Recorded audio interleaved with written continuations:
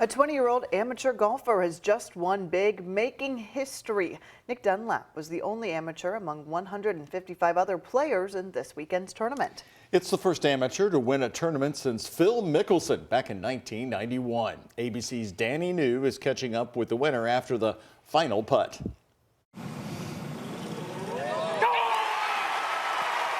History in the desert. Not many sophomores in college get to hear those words. Nick Dunlap wins the American Express. As University of Alabama student, Nick Dunlap becomes the first amateur since '91 to win a PGA event at 20 years old. So how does this work? Like, do you have homework you have to go work on now? Probably won't do it, but yeah, I do have homework. This happened yesterday in California at the American Express, formerly known as the Desert Classic. It's in the hole all the way. And that last amateur to win a PGA event back in 1991? Why, that would be three-time Masters champion Phil Mickelson, who posted on X after the 18th hole, quote, "Congratulations on an incredible win. This is just the beginning." You're always watching the PGA Tour, right? Growing up and to see people win and then go crazy. And I just never, I thought I could, but I never saw myself in that position. Wow.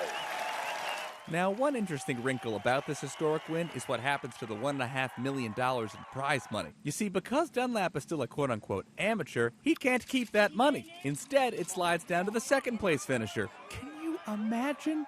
If you had told me 5 days ago that, hey, would you rather have $1 million or win on the PGA Tour? It's like, oh, I'd rather win on the PGA Tour.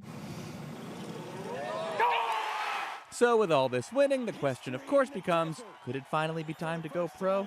It is a reality. Like it's a possibility. And I just never thought it was going to come this soon. I did also ask Nick about his very relatable celebration howl. And he said, quote, "My first instinct was to yell as loud as I could," end quote. And I think that's what we all would have done, right? In New York for ABC News, I'm Danny New.